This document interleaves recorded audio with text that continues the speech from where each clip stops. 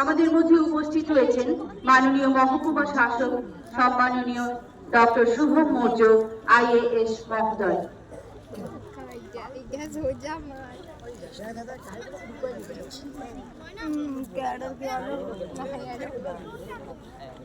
দেখা আছে রে প্রচুর ছবি স্টেজে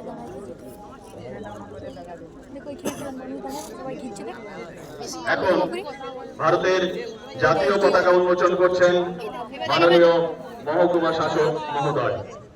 দেবাশিস চলছে